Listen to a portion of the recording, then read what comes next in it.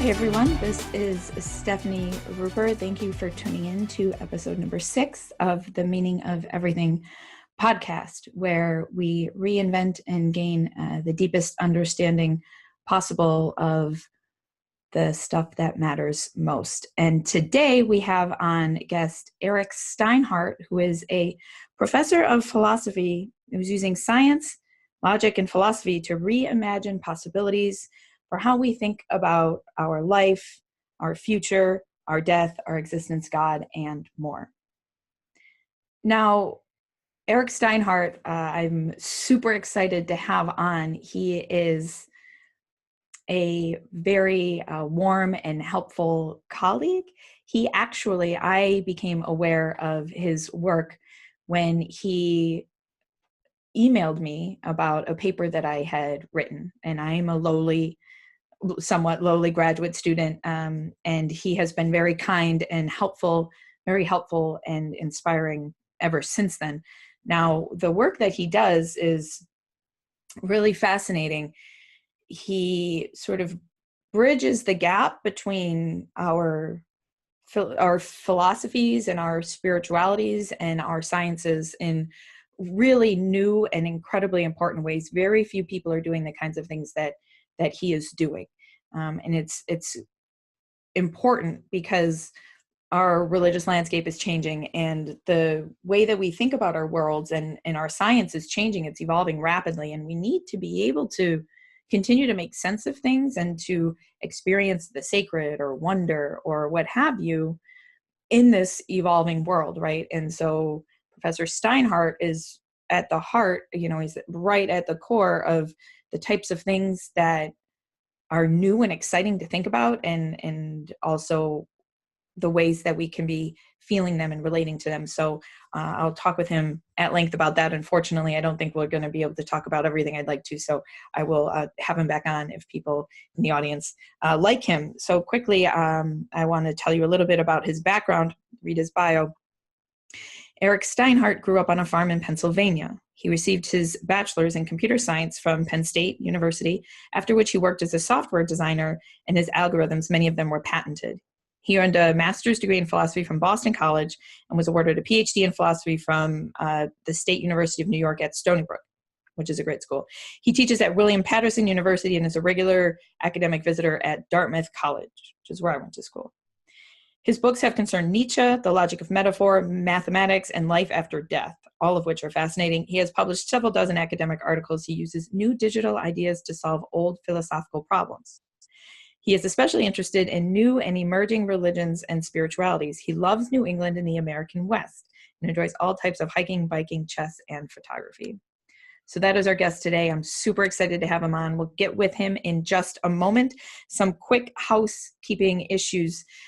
First, I will have show notes for this episode. They are hosted at stefanirupert.com, Stefani Rupert.com.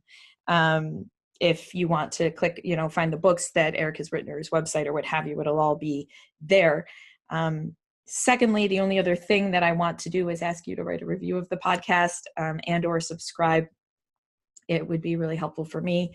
If you love it, if you think you might love it eventually, if you don't quite, but you're feeling magnanimous today, drop us a review. If you don't know how to do that on iTunes, you can go to stefanirupert.com/review and it'll take you right to the page. If you're there, you can just do it. And I'm also scratching your back if you do this. I have a list of books that I adore and think are important and also very accessible in terms of how we think about the world or ourselves or make sense of things, spanning from like The Little Prince to books written by Carl Sagan and everything in between. There's philosophy, cultural criticism, scientific ideas, positive psychology, how to be happy, how to think about life and stuff. All those things are on this list of books, which I host at my website. You can read the list, stefanirupert.com/book giveaway. So if you write a review of this podcast, I will enter you into a drawing for a free book, which I will do once a week. And so all you have to do is, while you're writing the review, take a screenshot and email it to me at tmoeverything@gmail.com. I know I'm giving you a lot of links and things, but this is the really only important piece. If you want a book, is tmoeverything@gmail.com. If you want to see the list of books, stefanirupert.com/book giveaway. And mostly, I just want to say, I'm using this as a way to say thank you. Thank you for helping me and for helping us, and for helping us become more erudite and aware and what have you. So thank you very, very much. And thank you for your patience in these housekeeping issues. Now I will bring on our professor. Okay, welcome, Eric. How are you? I'm good. Hello, Stefani. How are you? I'm doing well. I was just telling everybody about how exciting I find your work. So yes, and they heard it from me, but it always helps a little bit, I think to hear it, to hear it from you. So could you perhaps, tell us a little bit about your work, and if you can, like, why you do it, or the things about it that you find most important, most relevant, like what makes it tick, what are you working on? Sure. Thanks. I think that mostly right now I'm thinking about what might be called spiritual naturalism. And it's obviously a naturalistic kind of approach to thing. It's not sort of dogmatic naturalism. I'm pretty open-minded about things, but I've been struck by the fact that so much philosophy and also culture in the West and the English-speaking worlds particularly is caught between a kind of dualistic, one-dimensional philosophy of either you're like a theist and you believe in God and the Bible and all this stuff, or you're just an atheist and you don't have any spirit, spirituality is just woo-woo nonsense, and you can't have anything besides, I don't know what, a rock. You get a rock. So Right. it's either the Bible or a rock. And I wanted to just say that no, that's not the case. So most of my work, I think, most recently has been trying to address that, try to build a third way. I'm certainly not alone in this, but I think it needs to be done. Yeah, I do too, and I think that that's a part of my work, and that's how you and I ended up connected. What I find really interesting about your approach, right? Because I spend most of my time reading about people who are trying to do this kind of thing in one way or another, but you have a background in rigorous logic, mathematics, more, you seem to know a lot about technology and artificial intelligence and all that sort of stuff. And so, and this is a part of your academic background, right? And so it really influences the way that you try to make sense of things. To me, it's very unique. It's different from anything I've encountered. Oh, thanks. Yeah, I mean, I started out as a computer scientist and studied a lot of math and a lot of logic, and certainly have a book on math and philosophy. Yeah, I think bringing a kind of scientific background to these issues can be helpful. I do think that a lot of the things that got talked about in sort of theistic concepts of spirituality end up being really nicely naturalistically understandable in terms of information and computation. You think of souls. It's like, okay, that doesn't have to be a mysterious, obscure thing. And you can go back to Aristotle. The soul is the form of the body, and then you try to make that scientifically precise, and you say, well, there's information in our DNA, information in the connection patterns of nerves in our brains, and genetics in our immune system, and all the rest of it. And it becomes kind of a programmatic notion of the soul. The soul's kind of a bio program or a body program. So that's just one little example of how you can take I'm interested in taking these old concepts that were defined really non-naturally and trying to naturalize them and say naturalism is rich, it's spiritually rich, and that can be serious science. Right. Yeah. So another thing I find really interesting is that he takes everybody functionalist approach to religion.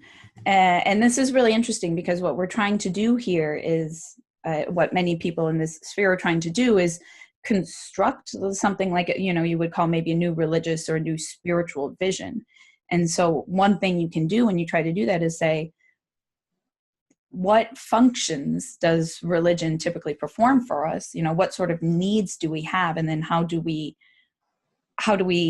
build those functions in another way? How do we answer those questions in another way? And you find answers, Eric. I find that so fascinating. And that you said, like you mentioned, just talking about information and computationalism and all these sorts of things, you find answers to like big questions, right? Like, is there a God? Is there an afterlife? Is there a soul? You have answers to all these questions. That's correct, right? No, yes, yes.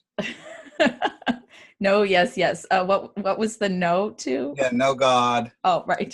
Yes, there's life after death. And yes, there are souls. Right.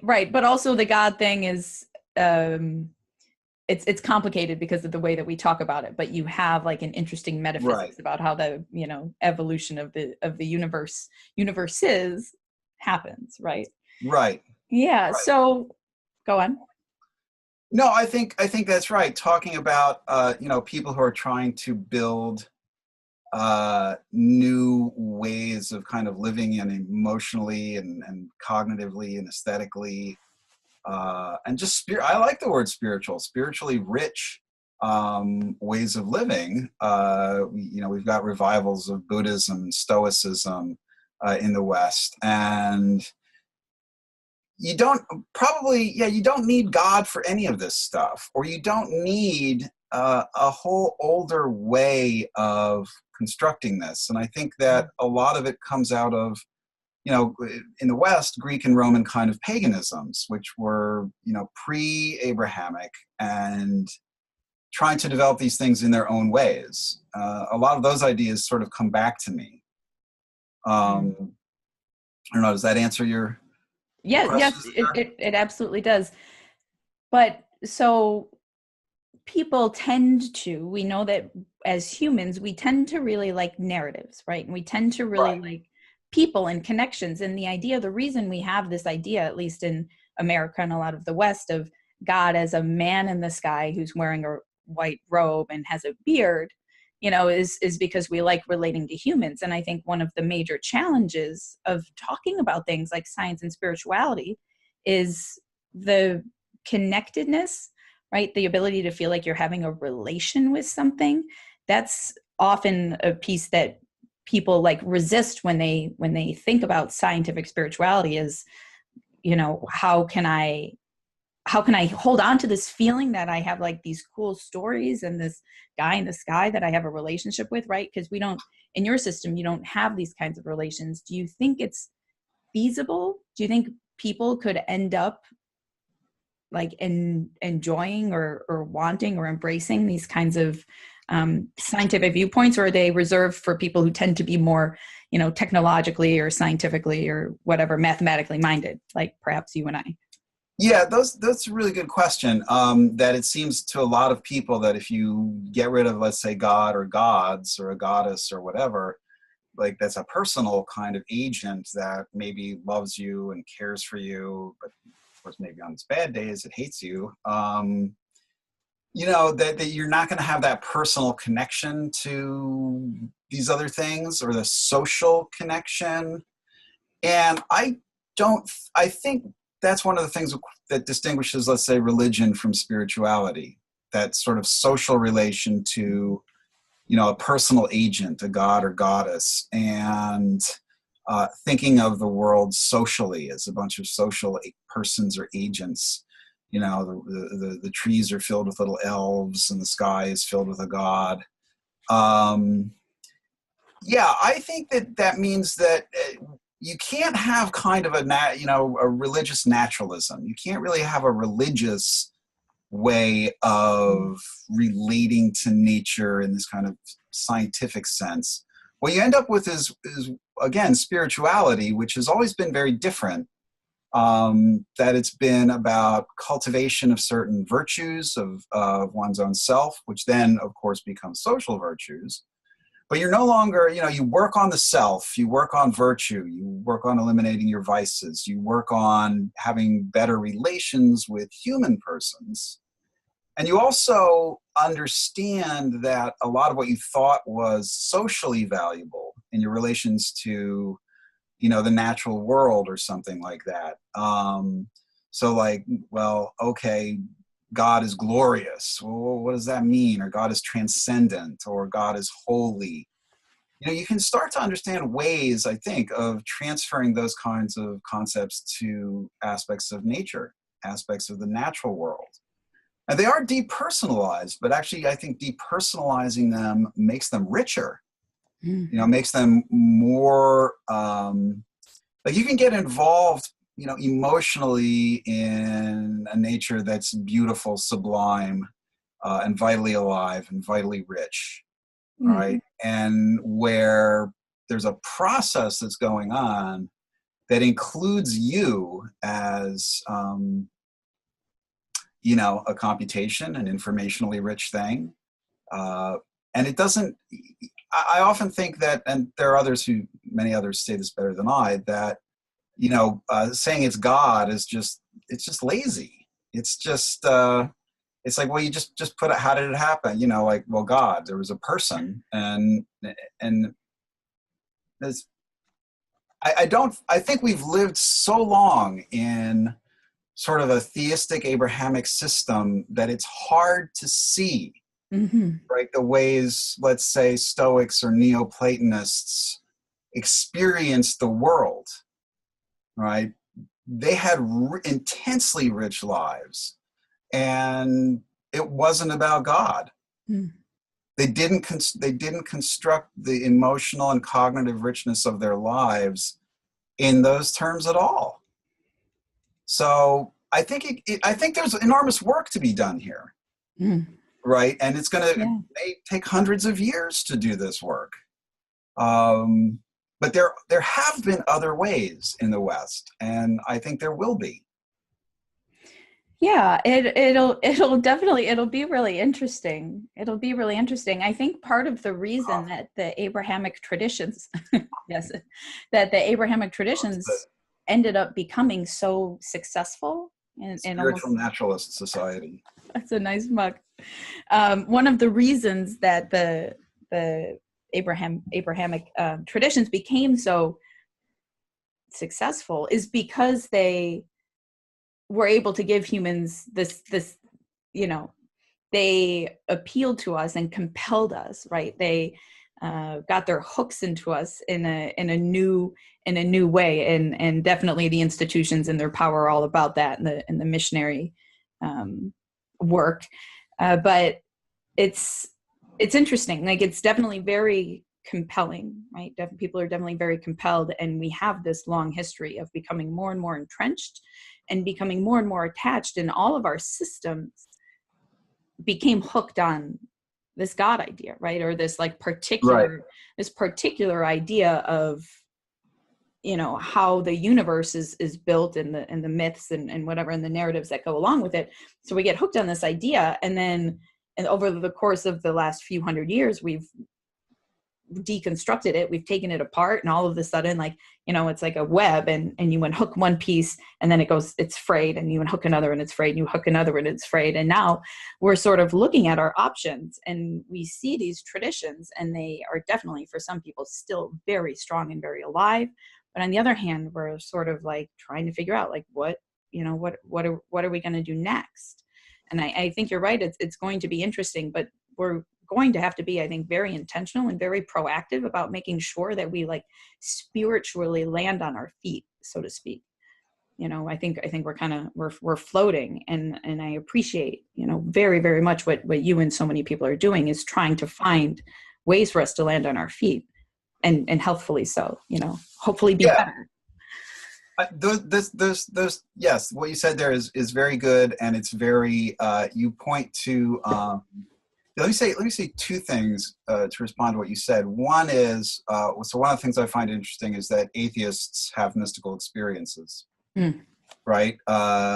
They do. They are not experiences of God. And, there are cases, Pierre Hadot was a devout Catholic as a child, and in adolescence had mystical experiences, full-blown, ego dissolution, the whole thing, which revealed to him that there is no God.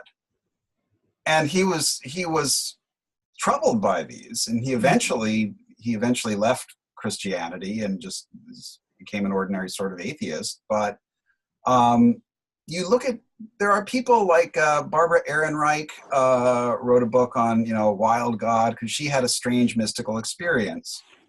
And she had nowhere to turn for language or concepts to describe or deal with her experience besides a kind of old-fashioned theism. There was no option. Nobody had ever written anything about, oh, you're an atheist. Atheists have mystical experiences. You can interpret them without reference to God or religion. And just recently, physicist Alan Lightman described a mystical experience. He wrote a whole book about it called Searching for Stars Off an Island in Maine.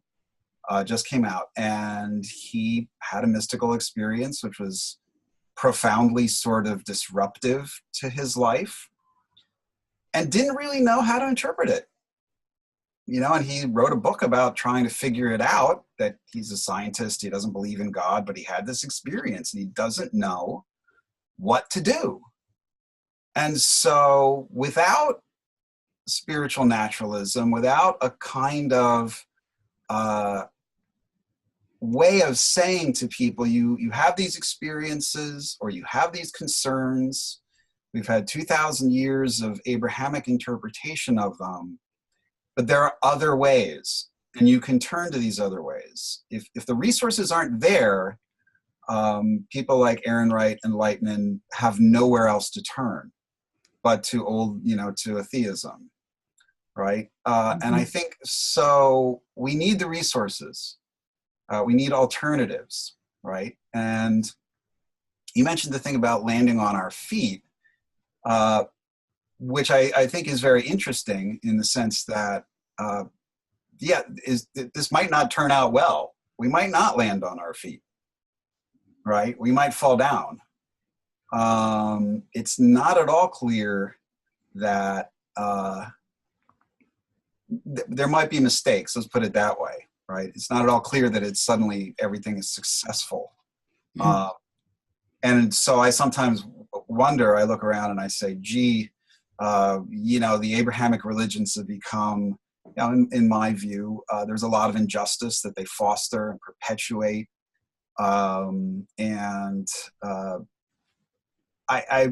sometimes wonder, like, gee, what if it were all, Wiccans or something? Would it be better, or would it just be like the same injustice under a different, set of concepts? So I think that's troubling. I think there's no guarantees, but I think if we don't try to escape from the current conditions of injustice, then we're just doomed. Yeah, yes.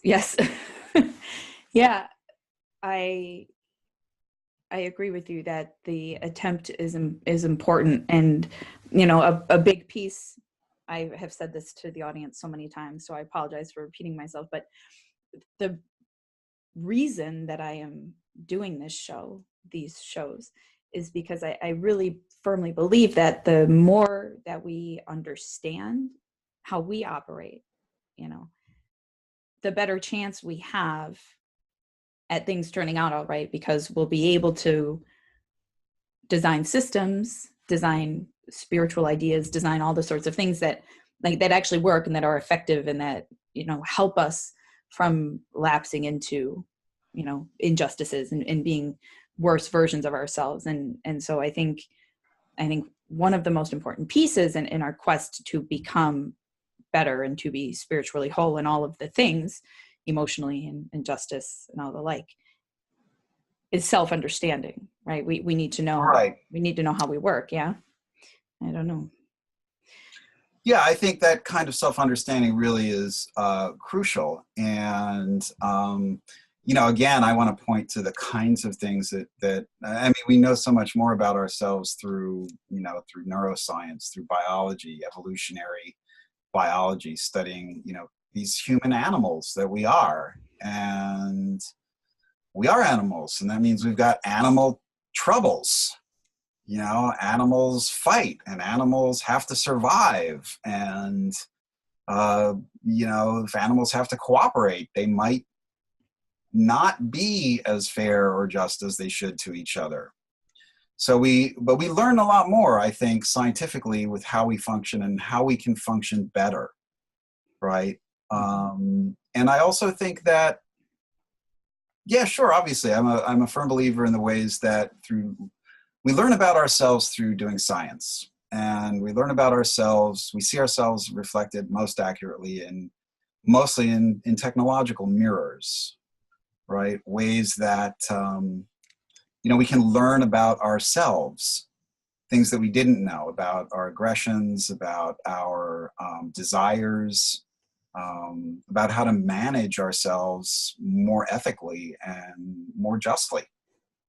So I hope it does work out. I hope we do land on our feet. Okay, so let's turn then to technological mirrors and the systems and the ideas that you create and have discovered. I think that they're super fascinating. They're really quite fascinating. So for a brief primer,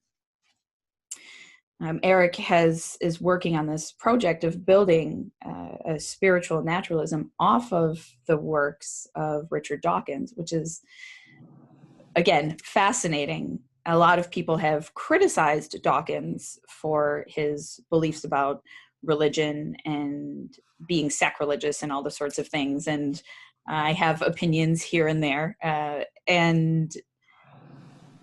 But I think that Eric here is absolutely right that there's some interesting stuff there that you can play with. And I'm not sure if I would have chosen Dawkins personally off of which to build a spiritual vision, but I find it really interesting that you did. So first, why Dawkins, and what do you do then once you take, because he hasn't like developed rich philosophical systems, right? But that's sort of what you're doing, is building a system around a foundation that he's built. Is that correct?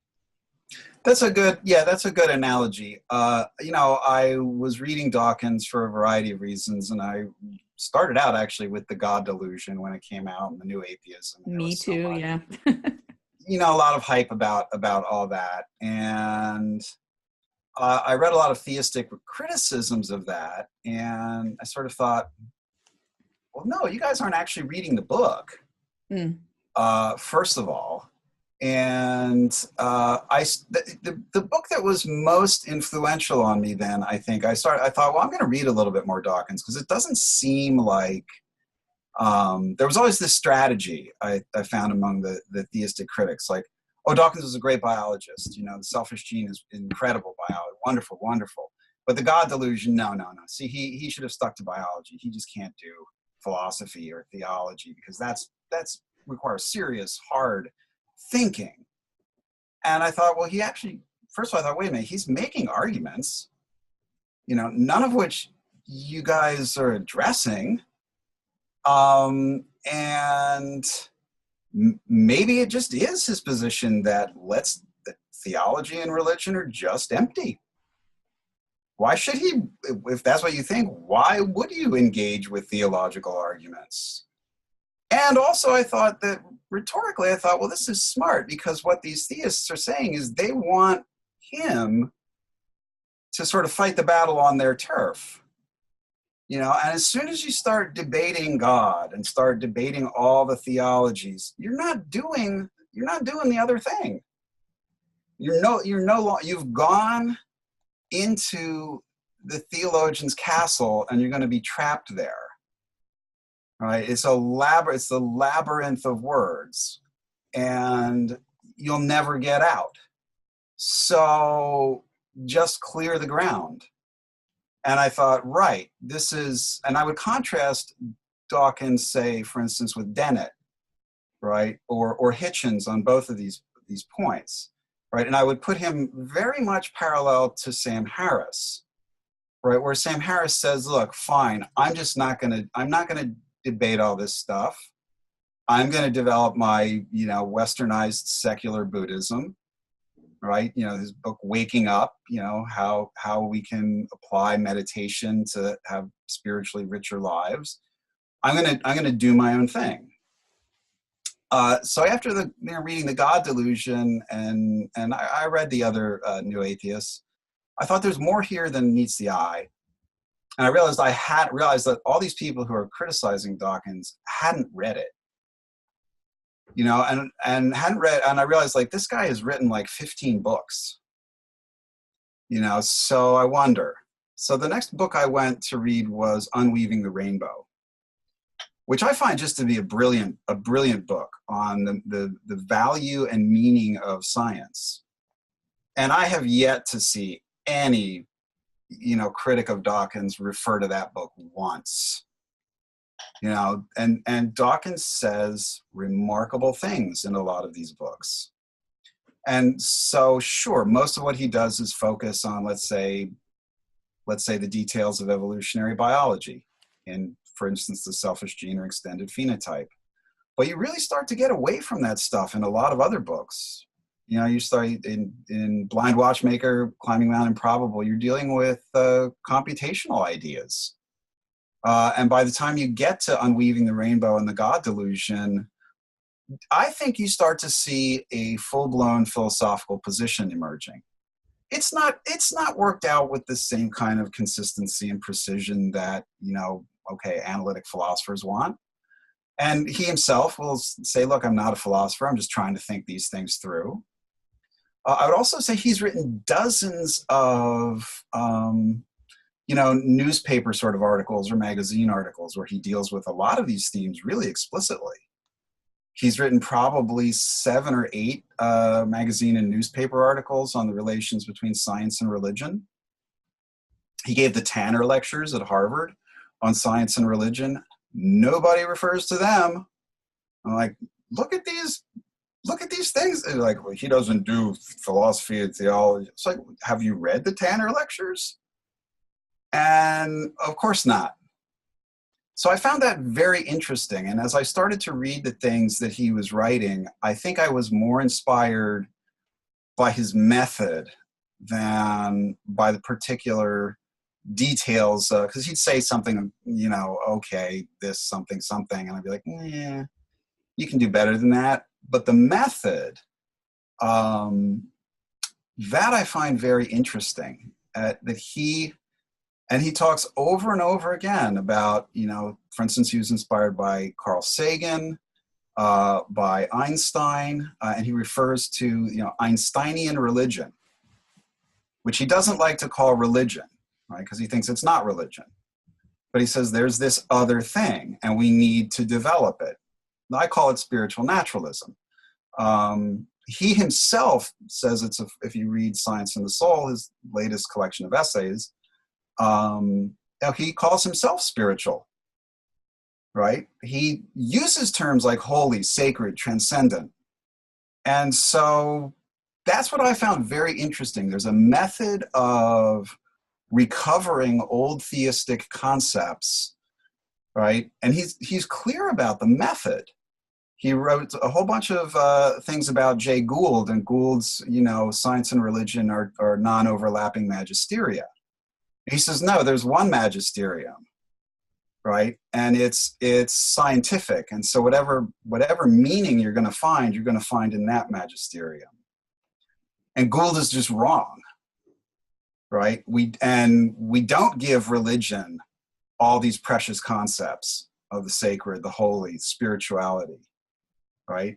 And he's written explicitly about that. And also in many of his talks, those, you can get transcripts here and there, but if you listen to the talks, he's given, he just did a dialogue with Alan Lightman, with Alan Lightman's book on Lightman's mystical experience. And at one point, Dawkins says, look, you're not going to out-transcendence me, right? He's like, I'm committed to these ideas. I'm just not going to interpret them using theism.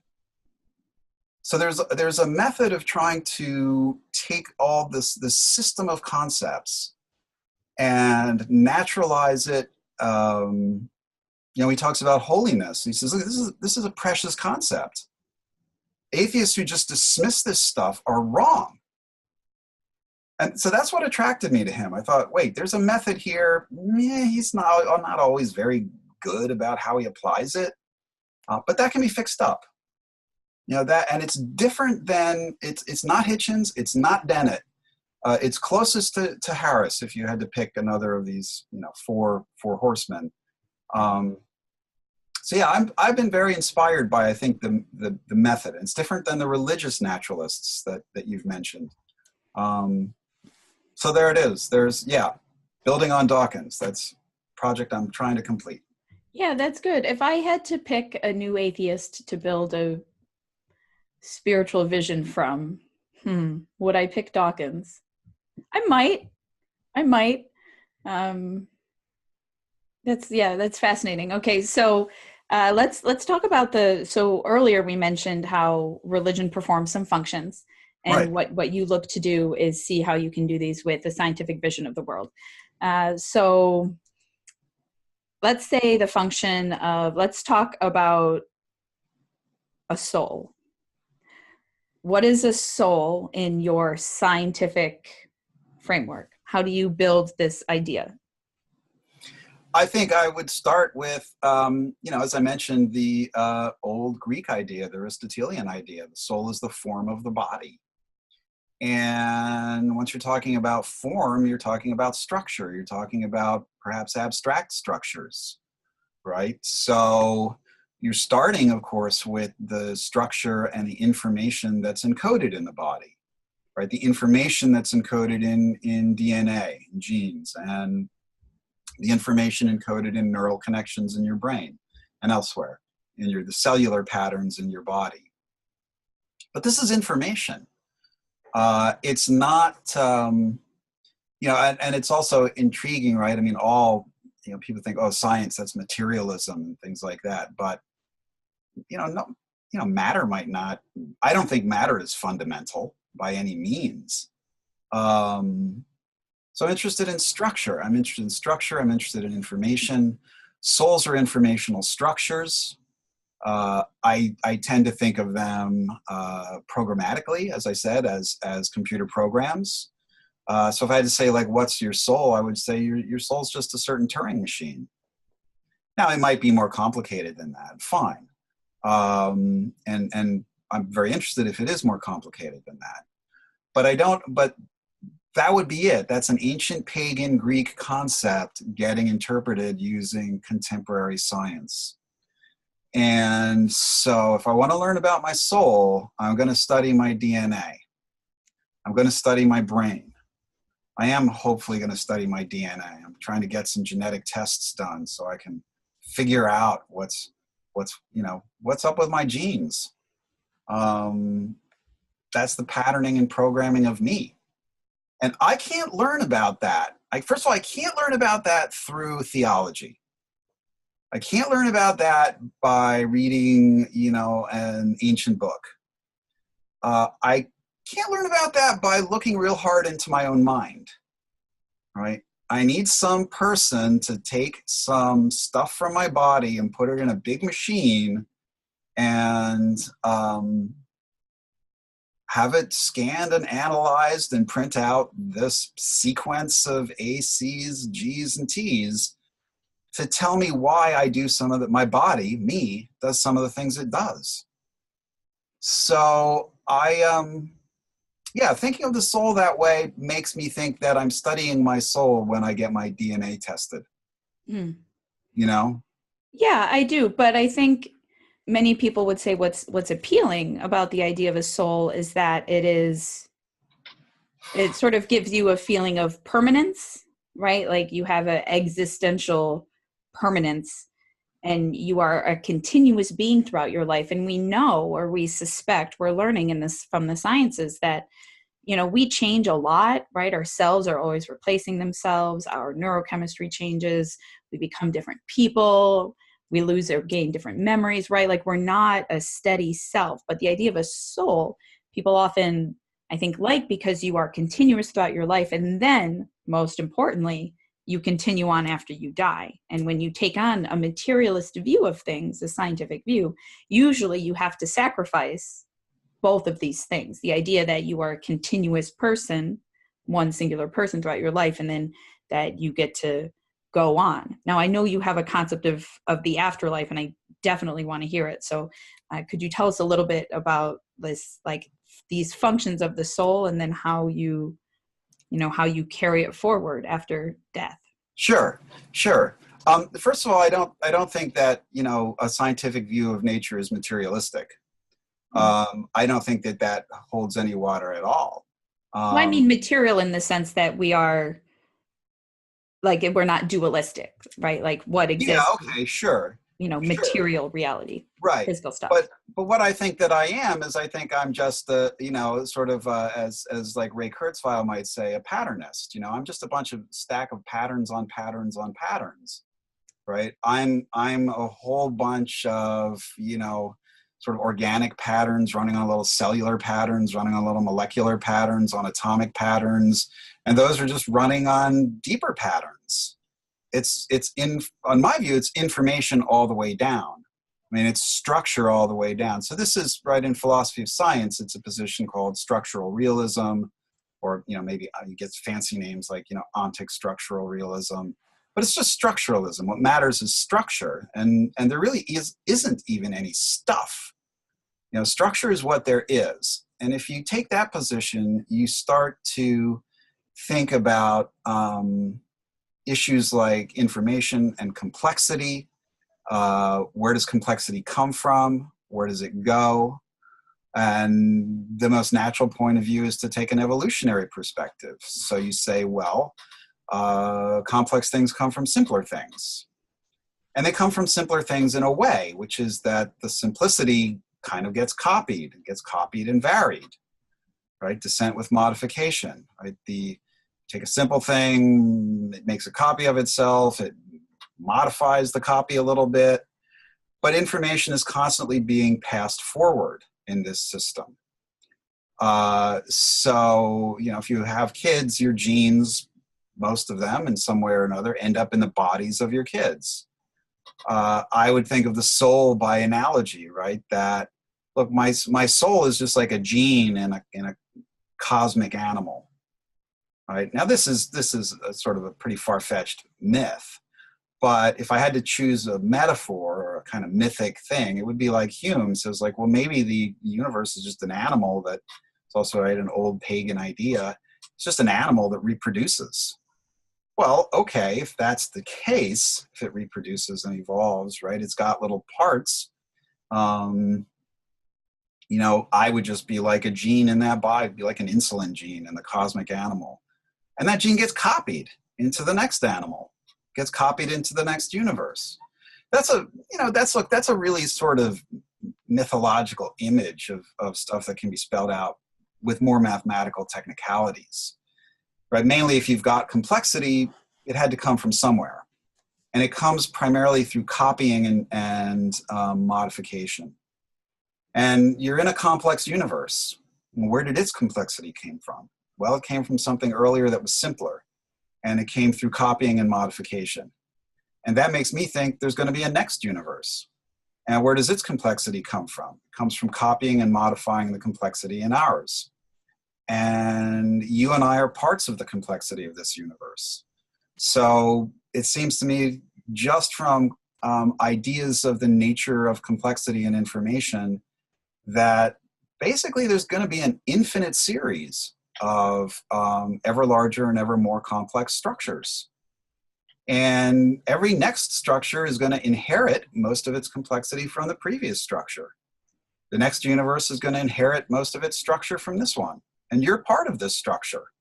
So something like you is going to appear in the next universe. And that, I think, is going to just follow ultimately from pretty basic kinds of mathematical reflections. And those get technical, so we can avoid those, but and tell a mythological story instead. But it comes out of thinking about complexity. Where does complexity come from? How does it develop? Where does it go? That gives you a certain permanence, but yeah, I'm not really I'm into life after death, but I'm not into like a permanence of me. What am I? I mean, 90% of the cells in my body aren't even human. I'm a mess. I'm just a mess. I'm an ecological mess that, bumbles around. And so the structure is going to recur. It's going to be repeated. It's going to be modified in every possible way. And that's diversity, and that's ecology, and that's evolution. Don't know if that helped. Yeah, it did. Can we quickly talk about what information is and why it's so important to you? I think a lot of people just don't understand like the technical. I struggle with the technical understanding of the word. Yeah, I think that your struggle is appropriate. I mean, there's a lot of stuff. One of the things that I think is also interesting here in talking about, science, I think some atheists and unfortunately a lot of scientists, particularly physicists, give a pretty, you read these popular books by like, Hawking or others, or, Sean Carroll or Lawrence Krauss, and it's like these guys are presenting physics in a way that you actually don't find when you actually look at the science. It's all neat and it's tidy. So there are a lot of fundamental concepts, information being one, that are far from clear. Now, sort of sure, in a mathematical computational sense, well, we've got, Shannon's theory of information. That's just good, solid math. Is it actually applicable to very much? That's a little less clear. What do you get when you get information? Well, you start out with just fundamental yes-no choices, right? Just breaking things down into a basic, the simplest type of diversity, this or that. And, you spell out enough this or that, this, this, this, this, this, this, that, this, that, this, that, this, that. And then you start to get structure, right? I would say that the way that these sort of concepts get most fully developed, right? And maybe this is my, philosophical bias coming in, is through logic and set theory, right? People sometimes think of sets as containers. That's not a very accurate way to think of them. They're more like sequences of choices. The empty set, choose nothing. All right. And then the next set, you only have one choice, which is the empty set. You're 0 and you're 1. Now you have two choices, right? Choose the empty set, but not the other set, right? That's 1, 0. Now choose neither, 0, 0. You're back to the empty set. You start looking at these things. Very basic mathematics is doing, and again, set theory and logic are very basic concepts. I don't know if that helped with information. Information is, you really do have to start to think of it, I think, in these mathematical ways to get clarity. But I do think you're right to say it's puzzling. I think a lot of concepts associated with it, and one of the things that's very closely associated with it is entropy. Mm-hmm. And most people say something like entropy is disorder, and that's flat out wrong, right? That it's sort of weird. And people often think, well, science is all clarity and you read stuff and it's just like, nope, flat out wrong. Dawkins himself is wrong on this point, or the second law of thermodynamics. You're getting into, or complexity. What's complexity? I talked about it. I don't know what it is. No one knows. But I think these are the kinds of concepts, right, that we start, you start with the simplest sorts of concepts. Information is a very simple concept, right? It's just binary options. And if you have any diversity at all, right, you can build it up out of a sequence of, okay, you got binary options. Now you got sequences of binary options. Now you got And now you're doing math, and which I like. A lot of people don't like. Dawkins does say that what's the difference between theology and science? He says the difference is math. Right. And well, I like that. I think that's really interesting. Well, you would. But I think you hit the nail on the head. It's like, what won't you find in theology books? You'll find science, but you won't find any math. Yeah, that's interesting. So I don't know if I made things more obscure or more clear. I think a little bit of both. So information. I'm mysterious. Information has become like a very trendy idea in the last couple of decades, and I think that this is in large part, audience, because of the rise of computer science, right? And you're talking about binary choices, but these are codes with which we build computing machines, and so people learn about these technologies, like Eric has extensively, and then use them as a model for rethinking our world and our universes. And so now we can like tell the story, the Big Bang and all, the development of an evolution of our worlds in terms of information, right? And how it complexifies, how it becomes more, which is really fascinating. But it leads to things like you crafting this new spiritual vision. Almost, it's built out of ones and zeros, and it's groundbreaking because computation has been around for so little time in our species existence, but a really interesting and beautiful metaphor. And so we don't have a ton of time left. Can you tell us a little bit more? We were talking about souls and afterlives, and you said that you are interested not in you're interested in life after death, but not in like your continued existence. So can you elaborate, like, okay, 1,000,000 years down the line, or 1,000, or however many years down the line, what would you be having personal experience in your viewpoint, or would your conscious, experience, your memories, would those all be gone, but you would be like participating somehow in the unfolding of information? Do you understand what I? Yeah, sure. Yeah, sure. Let me say two things there. The first kind of bridges the question from the last thing. When you say about those zeros and ones and stuff like that, and it's sort of groundbreaking, it's actually really not. I mean, if you go back, you would have to go way back to Neoplatonists like Iamblichus, right, and Proclus and Porphyry, because these guys were all Pythagoreans, right, and they did these kinds of constructions. Right. So, sort of the theurgists and Pythagoreans and old Neoplatonists, they were, you read Iamblichus, Porphyry's, and maybe here's a case where theology had math. Porphyry's Elements of Theology is constructed on the Euclidean axiomatic method. These guys were Pythagoreans, and they thought number was the root of all things. They thought souls were numbers, right? And they constructed the numbers out of the 0 and the 1. That kind of, or, in their case, more the 1 and the 2, but same thing. So there's old stuff there. The soul and continuity, yeah, I hate consciousness, like consciousness is an illusion. And Sure. I mean that as a slogan, sort of like Dennett does. It's like, not that I don't have awareness and awakeness and experience. I just mean like, consciousness. Try living in California. Yeah, right. Exactly. Your high, Deepak Chopra and your higher consciousness. Yeah. I don't, like I watch Black Mirror and I see the things, and it's like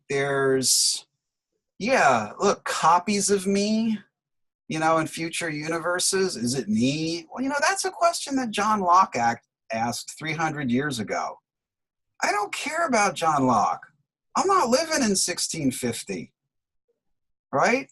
I mean, I already know enough about my body and the ways I've changed to know that there's no, you know, that really is an interesting illusion, an illusion of a permanent self, Mm-hmm. a stable, abiding center of consciousness. That, yeah, that's a feel-good story. And except that actually it won't help you feel good if you're dealing with all kinds of illnesses, right? You know, what you need is to stop thinking of yourself that way and start to think of yourself as a mess, an ecological mess. Because, gee, why do I feel, oh, I'm depressed? Why do I feel depressed? Well, it's actually because maybe, right, you look at the research, gee, my microbiome, you know, all the bacteria in my gut, you know, they have caused some imbalance of cytokines, you know, these interleukins, these little immunomodulators. And the immunomodulators are really what control my mood. And so there's no consciousness involved here. There's a bunch of bacteria in my intestines. And what they are doing makes me feel certain ways, you know, and they're not, and they're as much a part of me, right? It's not like there is an Eric Steinhart that's a pure, self-abiding, clean structure. These are messy poop bacteria. And they make my moods be what my moods are. You know, Right. my moods are them, and whether or not they're happy. So I think you know, it's such a trap to stay in this sort of early modernist conception of this, you know, this monad, this self-abiding, you know, substance about which you can never learn anything, which you cannot have any tools to change. If it's sick, if it hurts, you can't do anything about it.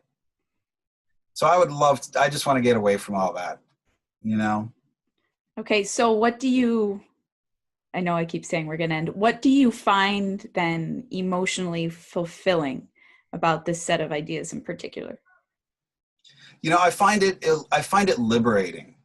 I find it illuminating in a way that, so, you know, I've gotten old, and as you get old, you start to suffer more from illnesses, and illnesses that you didn't think you had because you were young and filled with energy start to appear.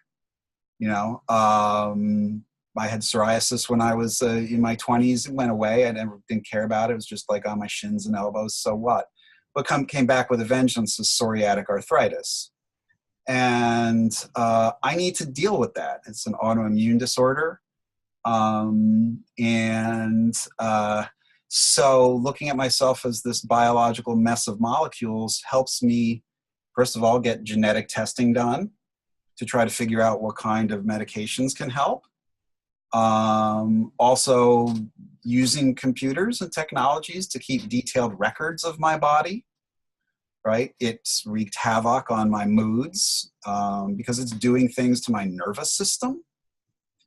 You know, so thinking of myself as some pure Cartesian Lockean consciousness would just leave me be a mess, you know, emotionally.